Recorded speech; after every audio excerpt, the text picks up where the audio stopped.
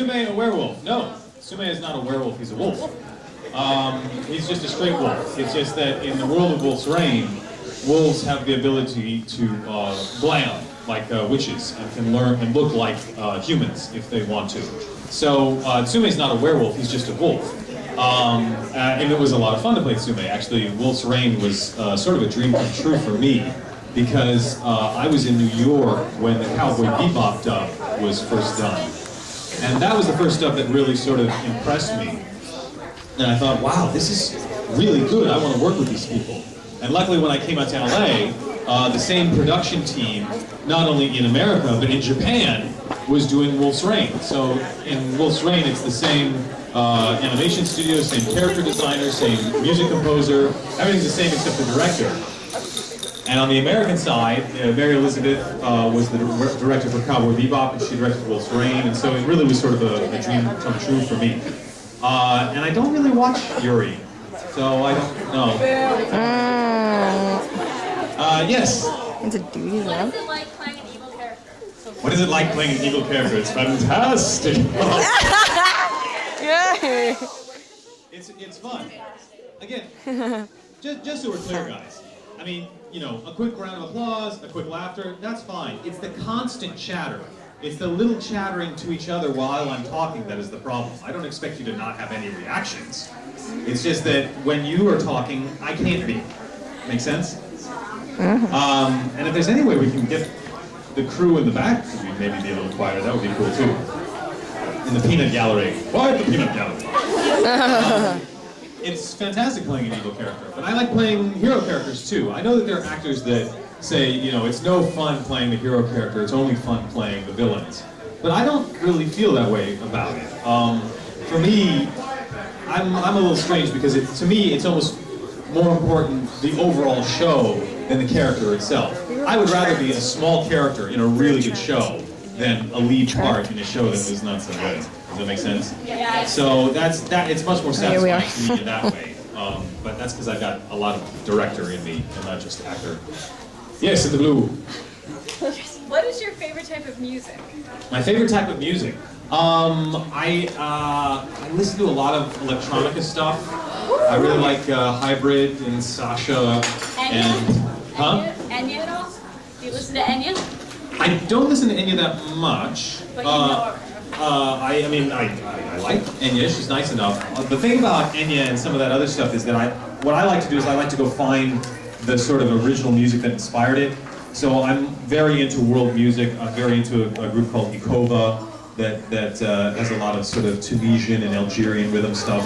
I'm very into a guy by the name of Anwar Brahem, who is this amazing oud player, Arabic oud player who plays with the accordion and piano and whatnot. So usually I'm either listening to some sort of electronica like Delirium or Hybrid or Sasha or something like that, or else I'm doing like crazy world stuff that like you would find Peter Gabriel finding for like the soundtrack to Passion or something, you know, like crazy, strange Asian stuff. And Yoko Kanno, because Yoko Kanno is just stunningly amazing with her music. So, you bet. Yes, with the gloves. Spec gloves. Sorry. Is Shippuden going to be coming to American English? Is Shippuden? I assume so. Actors are like the last people to know about it. Oh, that sucks. So if you ask me, is such and such a show coming out? I don't know. Damn. Because I don't know even that it exists usually until they call me to audition for it. And then I don't or I may hear about it, but I don't know if it's licensed. See, I can never know. So like sometimes I'm told all sorts of sort of inside industry knowledge, which then turns out to be totally false. And so I can't trust anything anymore.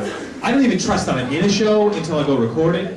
And then I don't even trust that it's going to happen until they pay me. And then I don't even trust it until the check clears. I mean, like, I have no idea. So the chances are, yes. With everything else, Shippuden is probably coming and all that stuff. And I'll know all about it when they call me to voice act for it. That's basically. And then I'll never know when it's released. So like, when's it going to be on DVD? I'm like, you're talking to the wrong person. I don't distribute the DVDs. I don't sell the DVDs. I don't know when it's going to be on television. You guys know long before I do. I get the information from you. Reno. That's not good. Do you keep in touch with any of the people you've done dubbing with? Do I say again? Do you keep in touch with people you've done jobs with? Do I keep in touch with the people I do jobs with? Absolutely. The dubbing, the voice acting community is libary. Don't make me pull over.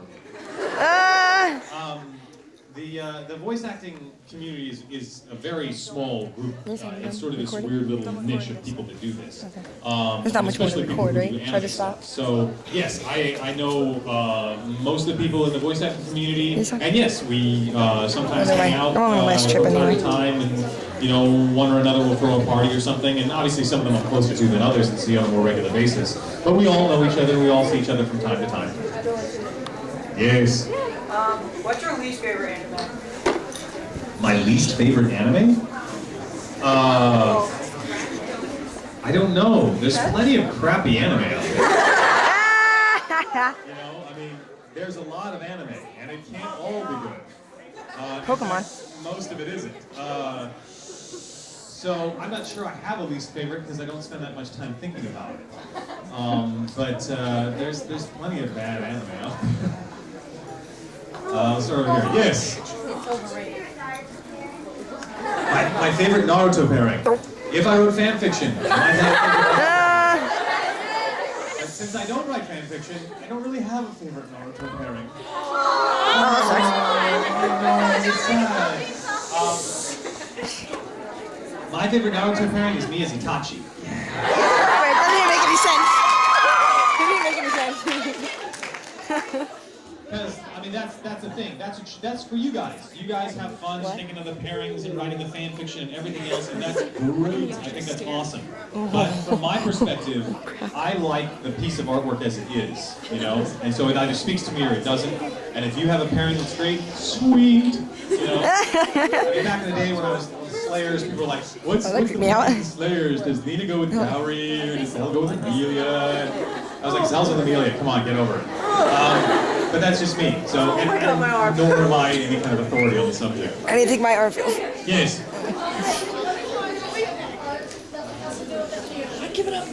What's my favorite type of art that has to do with the theater? So you mean like what kind of plays do I like, or what kind of theater do I like? In general. Well, my background in theater is probably stuff you guys don't know anything about, and that's okay. But my background in theater really comes from a sort of European world of theater. The closest thing I could point at is like the Lion King musical. Julie Taymor, the woman who directed that, her sensibility about theater and masks and bodies moving in space is probably the closest thing that you guys are familiar with. But to drop some names, Peter Brook, who's a very famous British director, theatrical director, Jerzy Grotowski, who's a famous Polish director. These are guys who really did the kind of theater that really mattered to me. Some of which you can get on video. There's some Peter Brook productions on video. But check with your parents first, because some of them are a little dark. But that's sort of, I'm very much into physical theater, I'm very much into mask and commedia dell'arte and things, and Suzuki training and whatnot. So that's sort of where I come from. Actually, there's a guy, how many here have seen The Golden Compass?